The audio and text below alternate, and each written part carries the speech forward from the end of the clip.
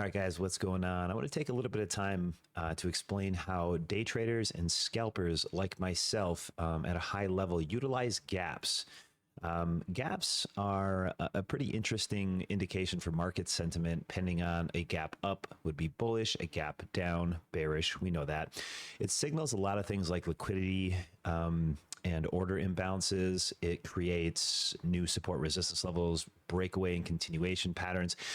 Gaps just to me are the most important thing on a chart, right?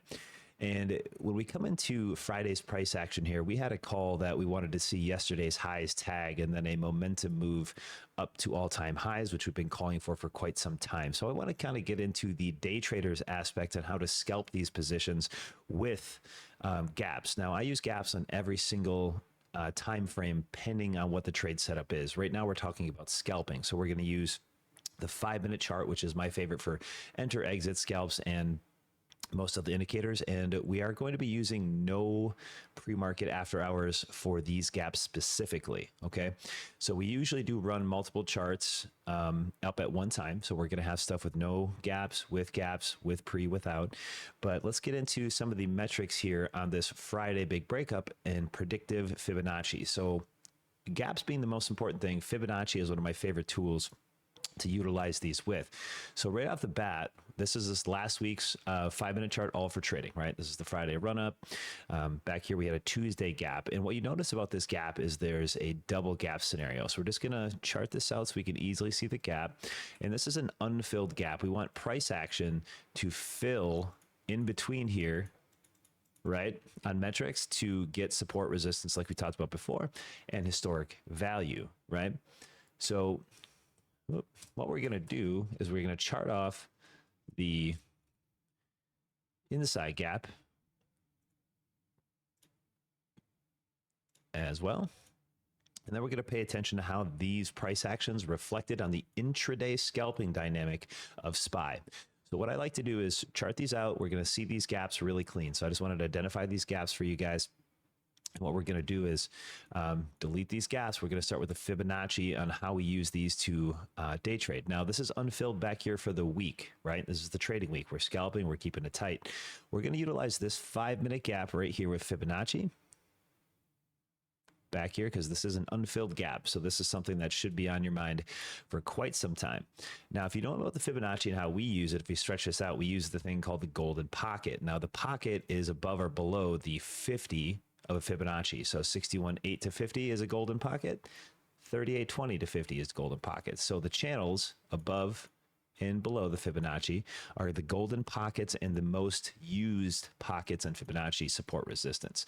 Now, as coming into Friday here for the dip to yesterday's highs, you're going to notice that price action on this gap came right down into the golden pocket buy zone. Okay.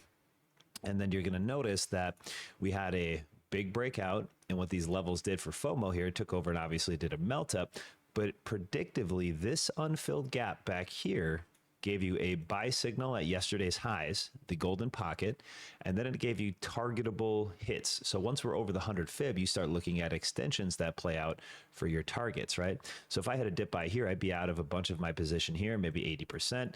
Comes up to the 2618, I'd probably be out of at least another 10% here, minimum. And then this is just a bonus round after this. So day traders, we don't really hold all day unless there's a very specific CPI Powell catalyst driven event.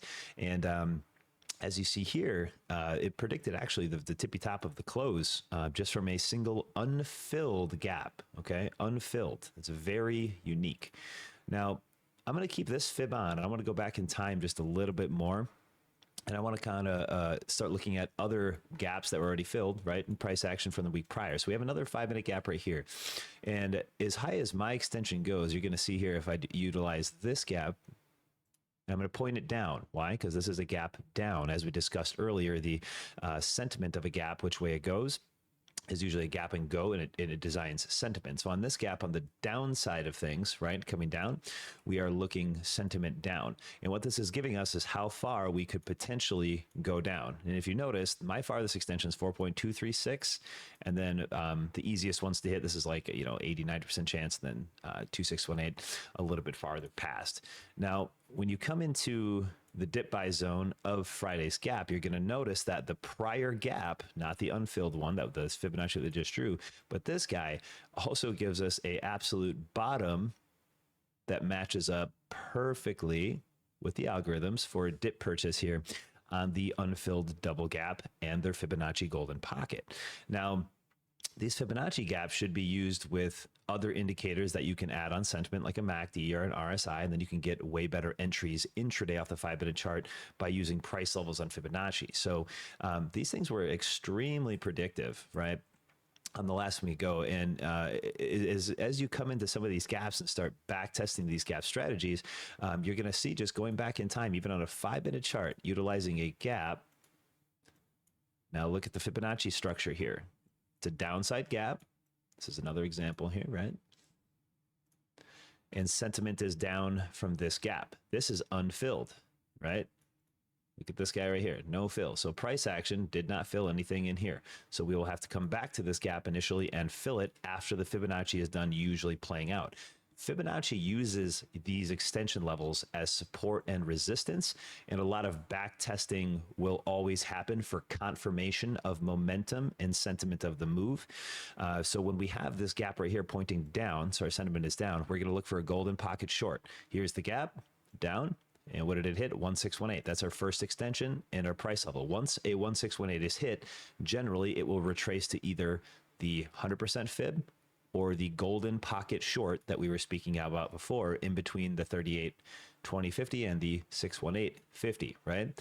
So if you notice on this gap down, we came back up to exactly the 50 in the golden pocket and then continued the downtrend, broke through, created another no fill gap, but we're just going to leave that one. We came down to the 2618 and chopped it. Now we had a couple choppy days here on the 5-minute chart, but regardless, trend is still there. We are still getting lower highs and lower lows on the Fibonacci, or on the price action.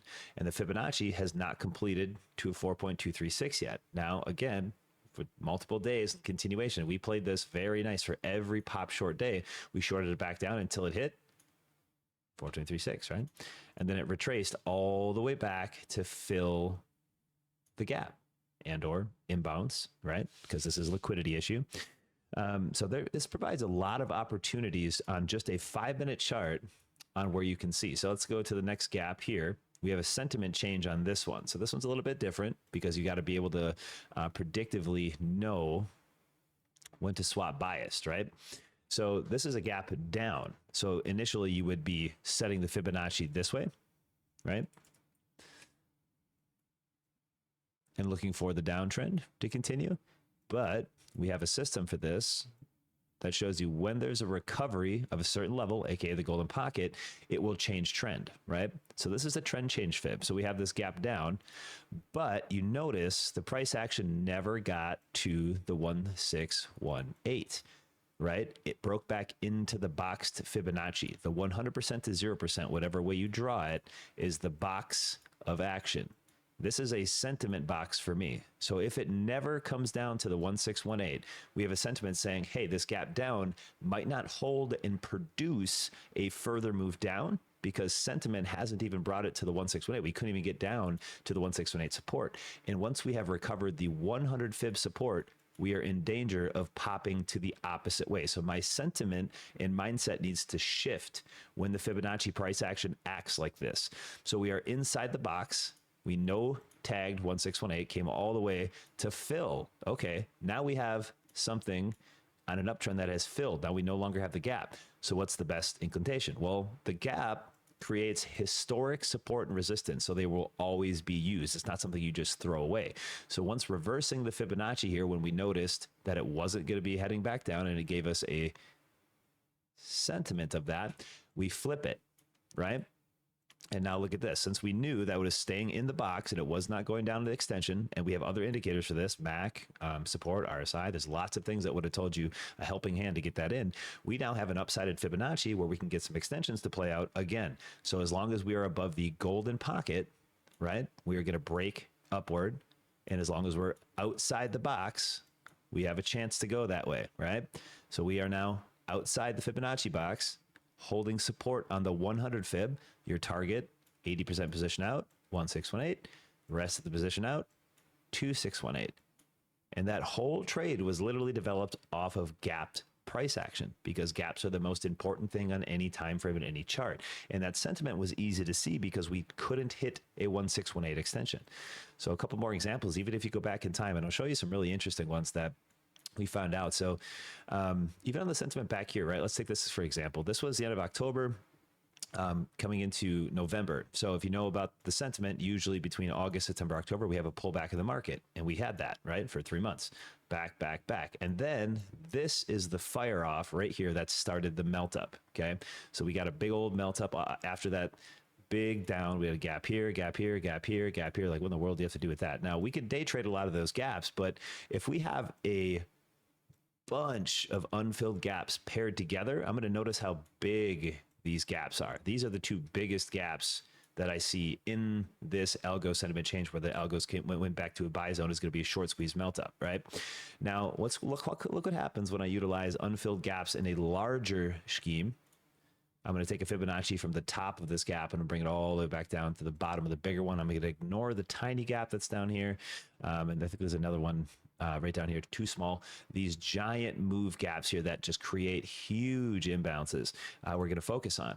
And now, again, if we would have used these all the way up, extensions on Fibonacci have a chance to retrace. But now the sentiment, psychological sentiment, not technical, is a FOMO melt up, full blowout squeeze after the September, October pullback.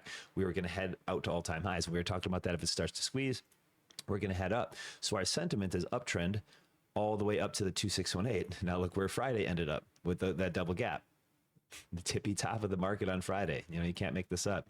So the analysis of unfilled gaps being the absolute priority of support resistance paired with Fibonacci is something you guys should really add into your intraday scalping, because every single day you can come in and you can use Fibonacci for high lows, good price action, something that hits moving averages. But when there is a gap, you cannot ignore that, right? So one last tiny little example here, 5 minute on the gap down. This is on the sentiment of September and October. So seasonality, we know these pullbacks exist to that downside. And let's look at the risk here. So we'll gap this here and this here. Now there's two scenarios here, right? We just drew a couple different ones. We have the day trade scenario. Boom.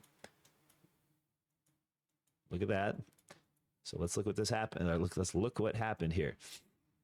Gap outside the Fibonacci box. We can go to the 1618 on trend, 2618 bounces it. A lot of the times we have a chance to retrace to the 1618 or so on and so forth to the 100, but we didn't this time. So because we had natural downside sentiment, the psychology was down, right? So you're not going to get really big upside moves because the psychology sentiment's not there. We broke through the 2618, another micro gap, filled it, and panic washed down to the exact bottom of the gap target, right?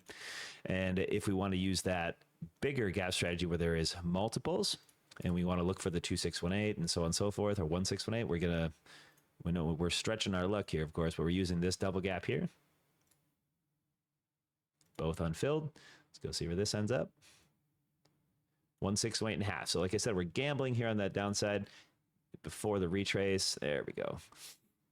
So with these two unfilled gaps on sentiment rotation, these things, wrong button, slap my keyboard here. The sentiment here, or give us opportunity to backtest Fibonacci levels as support or resistance, right? So double gap, no fill, downside sentiment, seasonality sentiment downside, September, October, August. And as we come down, we hit the 1618 area, right? Based, big retracement, usually retraces to the box, okay?